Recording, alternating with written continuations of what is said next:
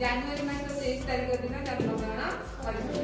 ତାଙ୍କ ଜନ୍ମଦିବସକୁ ଜନ୍ମଦିନକୁ ମନେ ରଖିବା ପାଇଁ ଆମେ ନେତାଜୀ ଜୟନ୍ତୀ ରୂପେ ପାଳନ କରୁଛୁ। ସେ କ'ଣ ଥିଲେ? ଜଣେ ସ୍ୱାଧୀନତା ସଂଗ୍ରାମୀ। ଉତ୍ତୋଳନ କରିଲେ କ'ଣ?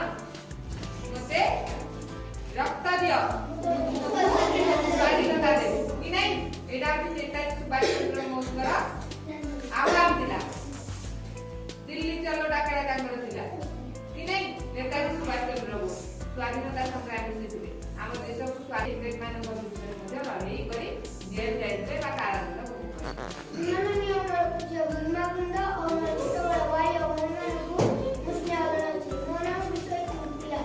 ଆଜି ସୁଭାଷ ଚନ୍ଦ୍ର ବୋଷଙ୍କ ଜନ୍ମଦିନ। ସେ ଜଣେ ସ୍ୱାଧୀନତା ସଂଗ୍ରାମୀ ଥିଲେ।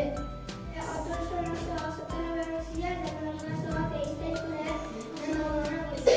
ସେମାନଙ୍କୁ ଡକାଇକି ରଖିଥିଲେ। କହୁଥିଲେ ମୋତେ ରକ୍ତ ଦିଅ, ମୁଁ ତୁମକୁ ସ୍ୱାଧୀନ ଦେବି।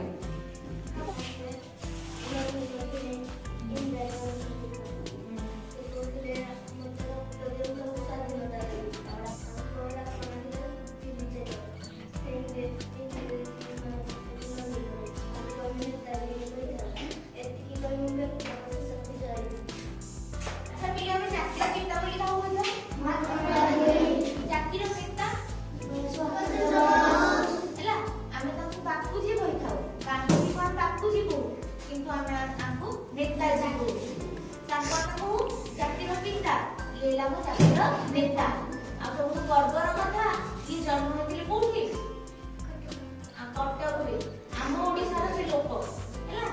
गांधीजी थे कौन गुजरात लोक, ये थे आम ओडार लोक। ये आजाद हिंद फौज गठन करते कौन देह खराब है तुम यदि जाऊच तुम घर निहत मना करते जानी। सुभाष चंद्र बोस जो पढ़ुले कटक हो जाता से लोक मान बुली बुली बुली बुली सेवा करते बुझिपार।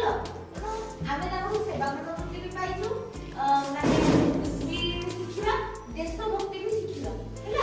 आम तुम जो कहूँ कि आम इंडियन आर्मी जीवु क्या सुभाष चंद्र बोस ये बुझिपार।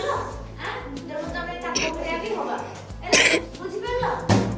सुभाष चंद्र बोस कहते मत रक्त दियो मु तुमको स्वाधीनता देबी।